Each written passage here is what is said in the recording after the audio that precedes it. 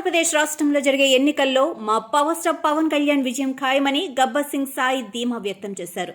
వనదుర్గమ్మ దర్శించుకోవటం చాలా ఆనందంగా ఉందని, మొదటిసారిగా అమ్మవారిని దర్శించుకుని భాగ్యం దొరికిందని గబ్బర్ సింగ్ సాయి ఆర్టిస్టు వెల్లడించారు. శ్రీ నవదుర్గా భవానీ అమ్మవారి దర్శనానికి విచ్చేశారు. ప్రకృతి వనంలో కొండకోనల మధ్య అమ్మవారు స్వయంభూగా వెలిసిన అమ్మవారికి సర్వజాతికి విముక్తి కలిగించిన వనదుర్గా భవానీ పాదాలు తాకుతూ గంగమ్మ ఉరకలు వేస్తుందని ఆయన తెలిపారు. భక్తులకు కొంగు బంగారంగా కోరికలు తీర్చే దుర్గా భవానీ మాత అన్నారు. ఏడుపాయలకు వచ్చారు. త్వరలోనే క్రేజీ డైరెక్టర్ హరిశంకర్ దర్శకత్వంలో పవర్ స్టార్ పవన్ కళ్యాణ్ భగత్ సింగ్ సినిమాలో మా టీం మళ్లీ సందడి చేస్తుందని వెల్లడించారు. చాలా రోజుల తర్వాత గబ్బర్ సింగ్ టీం మళ్లీ పవన్ కళ్యాణ్ తో సినిమా చేయడం అదృష్టంగా భావిస్తున్నామని చెప్పారు. సాయి గుర్తుపట్టారు కదా, కుట్టకురు తిట్టకురు మామ ముందర మామ.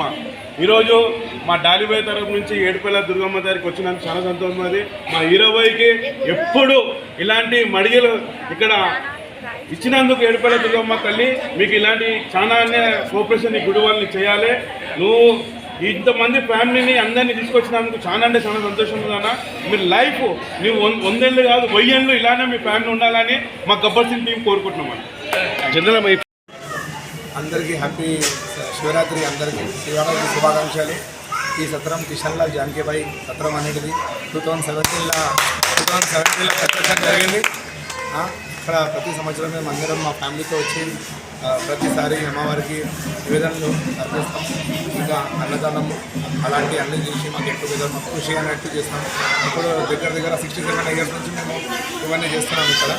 ఇక్కడ మాది కార్యక్రమం చూసి ఇక్కడ ఎంఆర్ఓ కలెక్టర్ వాళ్ళు మాకు కొంచెం స్పేస్ ఇస్తే మేము ఈ సత్రం కట్టినాము. ఇక్కడ ఇప్పుడు మొత్తం మా ఫ్యామిలీ మెంబర్స్తో వచ్చి మంచిగా బాగా ఎంజాయ్ చేస్తున్నాము.